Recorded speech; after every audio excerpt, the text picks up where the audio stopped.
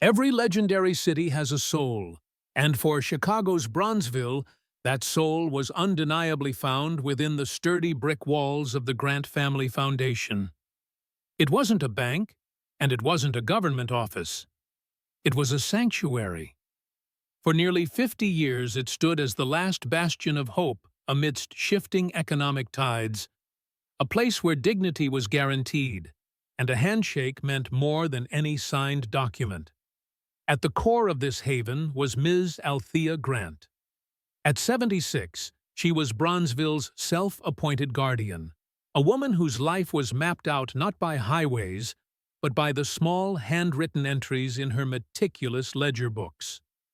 Her eyes, often crinkled with a mixture of wisdom and hard-won resilience, held the history of a community built on Nichols' prayer and an unwavering belief in helping your neighbor.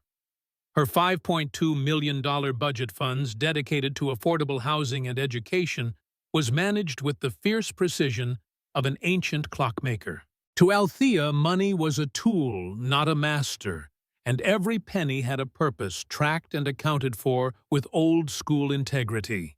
But behind the strong matriarch stood her 9-year-old grandson, Isaiah Grant, whom everyone just called Zay.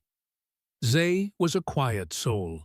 He was a boy marked by a tragedy, the unresolved, devastating loss of his parents years earlier. He never cried about it, never spoke of it, but the trauma manifested itself in a profound, almost superhuman ability, hyper-observational syndrome. His mind didn't just see the world, it catalogued it. He was a human surveillance system, recording every loose thread, every dust mote, every minute shift in the atmosphere. He could tell you the exact time the streetlight flickered last night, or the precise shade of blue of a stranger's shoelaces. This wasn't a superpower. It was a shield he had unconsciously built against a world that had once failed to protect those he loved most. Yet even in the solid walls of the foundation, cracks were beginning to show.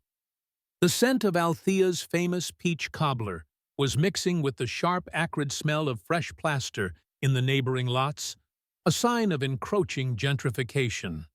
And then there was Councilman Silas Vernon. Vernon was too smooth, too eager a man running for state senate, who kept dropping by with a plastic smile, eyeing the foundation's invaluable land. His ambition was a sleek black car idling outside, waiting for the right moment to strike. Althea, a woman of deep tradition, often contrasted her handwritten ledgers, full of personalized notes and community history, with the cold digital efficiency Vernon promised. She knew the danger of trusting something you couldn't physically hold. She taught Zay, integrity is a legacy, Zay, passed down by those who fought for it, but caution is the shield they never see coming. The foundation was Zay's whole world. It represented the last anchor of stability, the final link to his family's pride. But he noticed the small things: a suspiciously friendly bank officer, a new oddly phrased contract that Althea almost missed, and the increasing frequency of Vernon's unsolicited visits. Zay was watching, cataloging every detail of the incoming storm, unaware that his photographic memory, his silent coping mechanism, was about to become the most dangerous weapon the powerful had ever faced. He didn't know it yet, but the time for observation was over. The time for the fight was about to begin, starting with a deafening, unjust bang. It happened on a crisp Tuesday morning, just as Ms. Althea Grant was setting out her signature peach cobbler for the senior citizens meeting. The sudden, invasive flash of blue and red lights reflecting off the polished hardwood floor was the first warning. Then came the slam of car doors and the heavy, authoritative footsteps that echoed the sound of fate itself. They arrested her right there amidst the scent of cinnamon and the framed photos of community milestones. She was charged not with a petty crime, but with felony embezzlement of $5.2 million, the very funds meant to keep the roofs over her neighbors' heads. The sheer scale of the lie was intended to obliterate her credibility instantly. Althea the Guardian was now painted as the ultimate hypocrite. Now I want you to feel this next part, because this is where the venom was poured. They dragged Ms. Althea out right there where the sun used to hit the old "I Have a Dream" poster. And you know who was waiting, that snake Councilman Vernon. His smile wasn't real. It was a thin, painted viper. He used those cameras to tell the world a lie so big it swallowed the truth whole. He didn't just cuff her hands. He tried to put chains on the hearts of every honest person in Bronzeville. It was a slap so fast you didn't have time to react. The fallout was immediate and devastating. The Grant Family Foundation closed its doors. The community, already financially fragile, fractured under the weight of the accusation. Many of the old guard stood firm, but the younger residents fed a diet of digital headlines, and Vernon's manufactured outrage started to believe the lie. Zay watched, standing silent behind a curtain, as Mrs. Thompson, a neighbor who owed her home to Althea, approached the foundation's door, hesitated, and walked away with a look of suspicion, not gratitude. But the real knife twist, Zay heard it, a whisper casual as rain from a man walking by. Just another black leader stealing from their own, thinking they're above the law. That comment, that venom, it stung Zay like a physical blow. It wasn't about the money anymore. It was about his legacy. It was about all of our legacies. And right then, the quiet boy's heart ignited a fierce, protective fire. That racist, dismissive comment, that generalized betrayal of an entire community's resilience, ignited a fierce, protective fire within Zay. It wasn't just his grandmother they were attacking. It was the whole legacy, the whole fight for dignity. The pain of losing his parents, of being unable to protect them, was channeled into a singular burning resolve. When Zay finally visited Althea in the holding cell, she was frail but resolute. She didn't offer comfort. She offered a lesson. "They can take my freedom. Zay," she whispered, her voice like sandpaper, "but they can't take my mind. They built this whole system to confuse you, but knowledge is the armor they never saw coming. Go find the truth in their paperwork, baby. Don't fight with your heart. Fight with your mind." This powerful philosophy, born in a moment of utter despair, was Zay's inheritance. But Althea knew he couldn't do it alone. This is where the twist of fate intervened in the form of Mr. Gideon Hale, a retired high-powered corporate lawyer now running a small, dusty community clinic. Hale was initially reluctant, seeing the case as a political impossibility. But when Zay walked into his office, not crying, not begging, but armed with a notebook full of coded observations about the arrest timeline and the councilman's car model, Hale saw not a child but a soldier with a desperate mission. The case was toxic, but the boy's resolve was a lure Hale couldn't resist. The lesson here is profound. When systems fail and the betrayal feels total, turn to the forgotten people.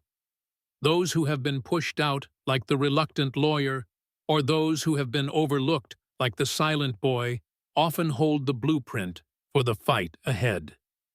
The storm had broken, but the lightning strike of injustice had forged a shield. Now Zay had to learn how to wield it. His next step wasn't about finding money.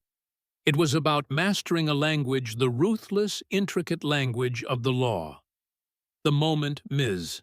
Althea Grant was taken away, the world told Zay he was powerless. But in the tiny, sterile visiting room of the jail, Althea began to teach him the opposite. Althea didn't talk about plea bargains or bail. She talked about power. They built this system, Zay, not on fairness, but on language, she told him, her voice low and steady through the mesh screen. They use big words and complex rules to keep the truth hidden. If you want to beat the king, you must first learn to read his map. She framed the law as a language, a precise, ruthless dialect that the marginalized must master not to survive, but to triumph. That philosophy became Zay's curriculum. Mr. Gideon Hale, the reluctant corporate lawyer turned community advocate, saw the fire in the boy's eyes and the catalog in his mind. Hale knew that traditional defense wouldn't work against the political might of Councilman Vernon. They needed a surgical strike.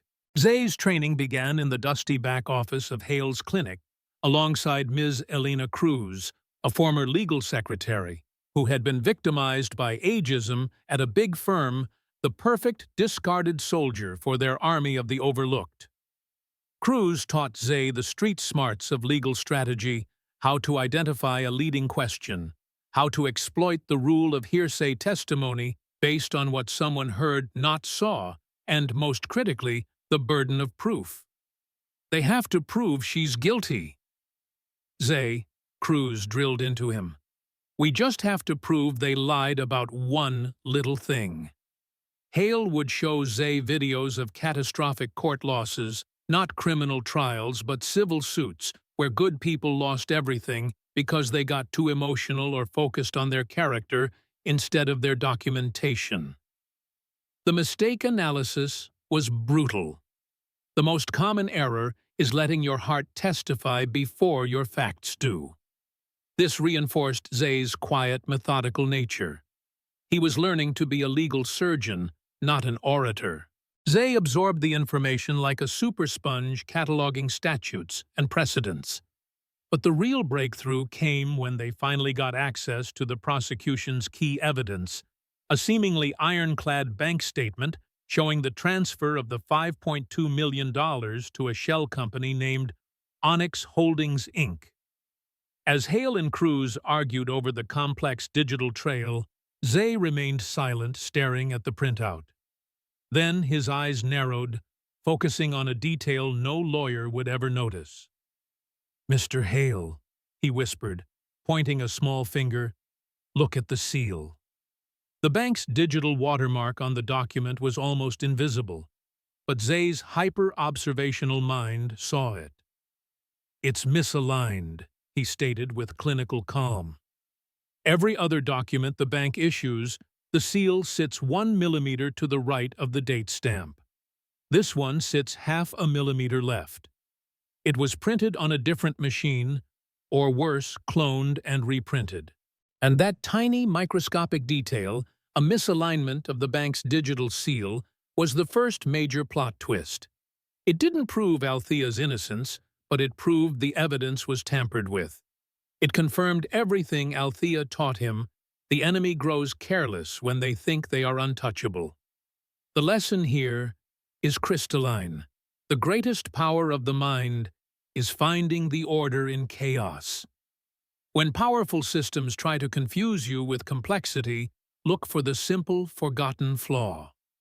Zay had found the thread. Now he had to pull it, following the phantom funds of Onyx Holdings, Inc., into the very shadows where Councilman Vernon had built his house of lies. The silent game of observation was about to become a perilous real-world investigation. Zay had found the microscopic flaw, the misaligned bank seal.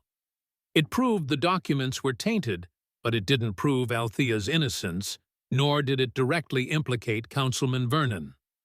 The next step was the hardest: finding the phantom funds. The money, the staggering $5.2 million, had vanished into a shell corporation named Onyx Holdings, Inc. Hale and Cruz quickly discovered the financial records for Onyx Holdings had been meticulously scrubbed. Digital money, once layered through multiple offshore accounts, a technique Hale grimly called layering, becomes a ghost. Following the money was a dead end, a trap set for those who only look at spreadsheets. But Hale, the wise retired warrior, taught Zay a crucial truth: the big lie is always covered by the small bureaucratic truth. Criminals who think digitally always forget the analog world. Their focus shifted from bank records to public zoning and permit documents. If $5.2 million was spent on a supposed school renovation project, the city's planning department had to have the paperwork. This led to Zay's most nerve-wracking mission, the sneaky infiltration. Picture this 9-year-old Zay, impeccably dressed in a borrowed suit, walking into the Chicago Planning Department archives. A cavernous, dusty, silence-filled chamber that smelled of old paper and neglect. He approached the intimidating board clerk and, using his innocent, polite demeanor as a perfect disguise, asked for the original 1955 blueprints of the Grant Family Foundation building. The clerk, dismissing the request as childish curiosity, allowed Zay access to the back shelves. Zay didn't touch the blueprints. Instead, he systematically scanned the surrounding files using his hyper-observational syndrome to catalog titles and dates. And there it was, a recent file labeled Zoning Violation Reports Grant Foundation Address. Zay's small hand shook slightly as he snapped a picture of the cover sheet.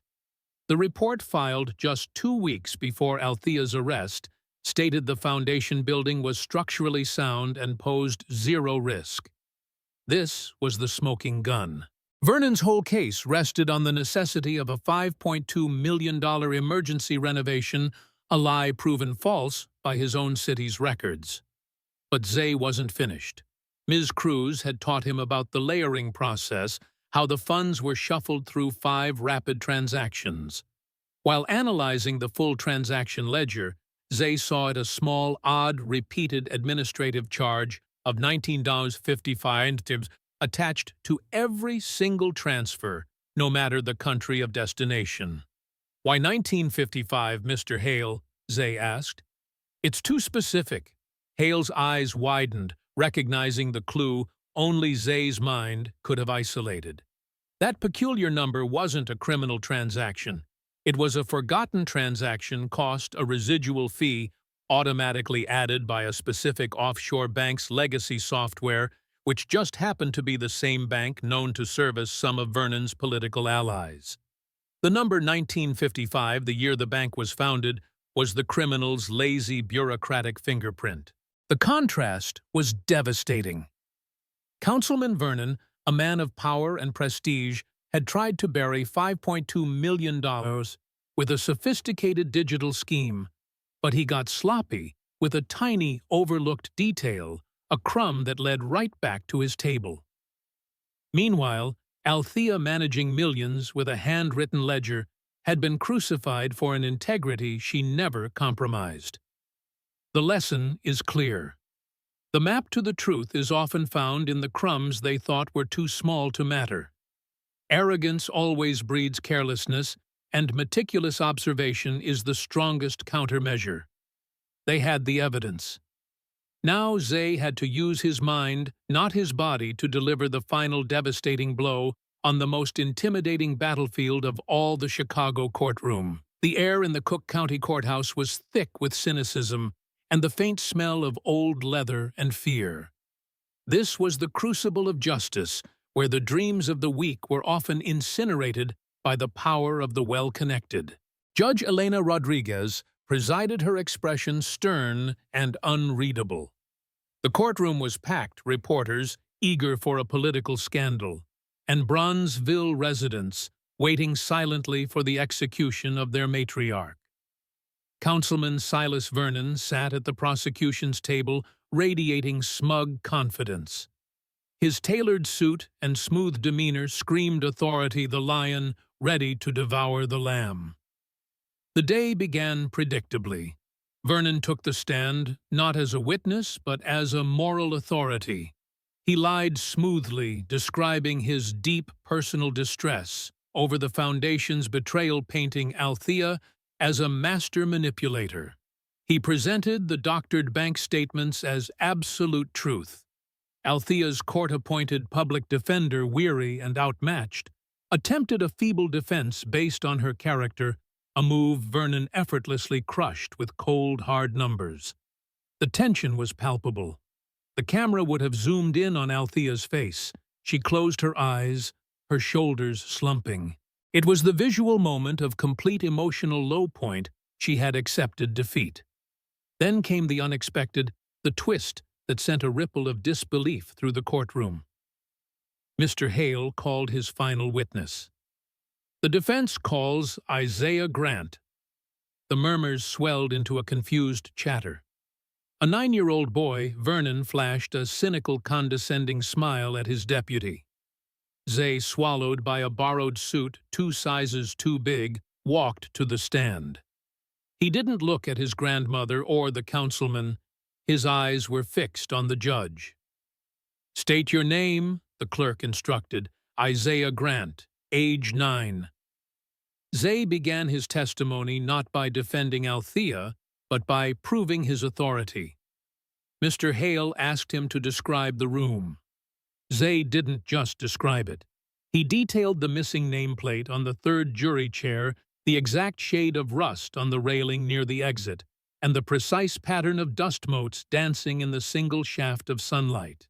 He demonstrated his gift, transforming doubt into reluctant curiosity. Then came the opening salvo. Hale asked Zay about the building's physical state. Zay responded, his voice clear and precise, delivering facts with the cool detachment of a scientist. The defense will show that the $5.2 million designated for urgent structural repair was never needed based on a city document. This was the first tremor. Zay, the quiet observer, had just challenged the councilman's entire premise, transforming his testimony from an emotional plea into a tactical strike. The lion's smugness began to falter. The jury, initially skeptical, was now on the edge of their seats.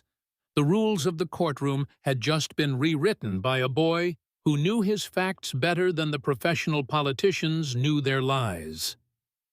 The lesson here is powerful. Never allow your opponents to define your worth. Sometimes you have to prove your authority, prove your eyes work better than theirs before you deliver the ultimate truth. The courtroom had become Zay's classroom. He had earned the right to speak, and now he was ready to teach them the painful truth about their corruption. The courtroom hushed to an unnatural silence. Councilman Vernon's smirk had vanished, replaced by a flicker of irritation. He saw Zay as an annoyance, a puppet, not a threat.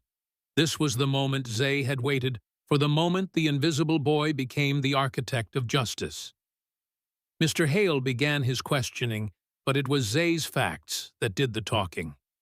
"Mr. Hale, based on your review of city documents, what was the stated need for the $5.2 million transfer to Onyx Holdings?" Zay responded, his voice clear, aimed directly at the jury. It was for urgent structural and HVAC renovation of the Grant Foundation building. Then came the first strike zoning. Hale instructed Zay to present the photograph taken in the dusty city archives. It wasn't a bank statement. It was the zoning violation report. Zay explained that the report filed by Vernon's own staff just days before the arrest concluded the building was structurally sound. Councilman Vernon claimed the building was falling apart and needed immediate funds, yet his own office confirmed it was safe, Hale stated, letting the implication hang heavy in the air. The jury shifted, exchanging shocked glances. Vernon suddenly looked very warm in his tailored suit. But that was just the warm-up. The true precision was in the digital trail. Zay Hale continued, "Did you find any irregularities in the money transfers themselves other than the misaligned bank seal?" Zay presented the ledger showing the 5 rapid transfers, the money laundering layering technique. Then he highlighted the repeating peculiar administrative fee, $19.55. This was the second strike, the fee. Zay explained with the meticulousness of a financial auditor that this fee was not standard, but a specific transaction cost automatically added by a unique offshore bank used by shell corporations. The fee isn't proof of theft, Judge Zay asserted, but it is a digital fingerprint connecting Onyx Holdings not just to a shell company but to a specific banking network known to service the councilman's major political donors. Vernon was now red-faced, whispering furiously to his defense attorney. His technological fortress was being dismantled by a child who focused on the tiniest piece of abandoned data. Then came the emotional twist and the final blow. The signature. Hale directed Zay to two blown-up images, a rushed signature of Althea's on a soup kitchen waiver and the pristine, careful signature on the $5.2 million wire transfer document. Zay, can you identify the difference between your grandmother's signature and the one on the document used to frame her? Zay pointed to the waiver. When my grandmother is rushed or under any stress, she always adds a tiny, almost invisible dot after her middle initial G. It's a habit she picked up from her first teaching contract in 1955. It's her unique mark, a signature of her anxieties. Then he pointed to the forged document. The forged signature lacks the dot. The gasps from the jury were audible. It wasn't about handwriting analysis. It was about intimate knowledge, the kind of knowledge only a deeply loving grandson or a meticulous observer could possess. It proved the forger wasn't sloppy, just ignorant of Althea's soul. Vernon's collapse was immediate and spectacular. He lurched forward, shouting, "Objection! This is outrageous speculation." But Judge Rodriguez brought her gavel down, the sound echoing like a gunshot. "Councilman Vernon, you will remain silent." The tower of lies built on arrogance and prejudice had crumbled undone not by expert witnesses, but by a 9-year-old who noticed a misaligned watermark, a peculiar fee, and a tiny, forgotten dot. The lesson here is the heartbeat of the story. When corruption thinks it's untouchable, it grows careless about the small things. But truth resides in the details, and the most powerful weapon against systemic injustice is the courage to speak them. The courtroom held its breath, waiting for the final righteous hammer to fall. The silence after the gavel drop was deafening, the kind of silence that precedes a world-shaking event. Judge Rodriguez, a woman who had seen decades of judicial corruption, adjusted her robes. Her face, previously stern, now held an expression of profound, contained fury. She didn't speak to the lawyers. She spoke directly to the room. This court finds the prosecution's evidence contaminated the testimony of Councilman Vernon, deliberately misleading, and his actions an abuse of public trust. She paused, fixing her gaze on the now sweating councilman. Ms. Althea Grant is hereby vindicated. All charges are dismissed. But she wasn't finished. Furthermore, this court orders an immediate full-scale grand jury investigation into Councilman Silas Vernon for campaign finance fraud, perjury, and official misconduct. The pronouncement hit Vernon like a physical blow. His tailored suit couldn't hide the instant collapse of his empire. As the federal marshals moved in to escort him out, the once powerful lion reduced to a disgraced criminal, the eruption of cheers from the back of the courtroom was the sound of justice finally being summoned. Althea walked out of the courtroom not just free, but fully restored. The scene was chaotic, reporters swarming, but the focus was on the reunion. Althea didn't look at the media. She looked only at Zay. Their embrace was the quiet anchor of the entire storm. "You didn't just save me, baby," she whispered, her voice choked with emotion. "You saved our legacy. You used your mind to fight their system, and you won." The community's atonement was immediate. The neighbors who had doubted her rushed forward, their apologies heartfelt, their shame palpable. They rallied around Althea, funding the Grant Family Foundation to reopen its doors stronger than ever. The philosophical reflection. Mr. Hale stood aside watching the scene. He reflected that Zay had provided a blueprint for every person who has ever felt unseen, unheard, or powerless. Justice isn't some abstract concept delivered by a lofty court. It is a force summoned by those who dare to study the field, find the truth, and speak it without fear. The story closes with Zay and Althea back at the foundation, the scent of fresh cobbler in the air. Zay is sitting, not playing, but reading a law textbook. Althea places her hand on his shoulder. And that, my friends, is the victory of the quiet observer. A 9-year-old boy, armed with a photographic memory and a grandmother's wisdom, took down a corrupt system built on lies and prejudice. Perhaps you've felt unheard, overlooked, or even betrayed by the powerful. Maybe you've watched helplessly as someone you loved faced an impossible battle. Zay Grant reminds us that age, background, or perceived powerlessness do not define our capacity for change.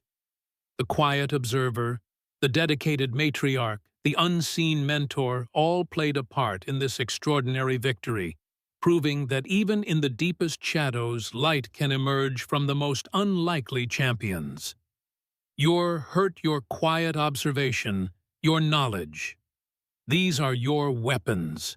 Don't let that quiet storm brewing inside of you stay silent. The fight for justice is a collective endeavor passed down from one generation to the next. If this story resonated with you, if it made you think, made you feel, then please hit that like button, share this video with someone who needs to hear this message, and subscribe to our channel for more tales that challenge, inspire, and remind us of the incredible human spirit. What quiet storm is brewing within you, waiting to unleash its power? What truth are you prepared to fight for? The unwritten future belongs to those who dare to believe that justice is not just a concept, but a force waiting to be summoned. Thank you for listening.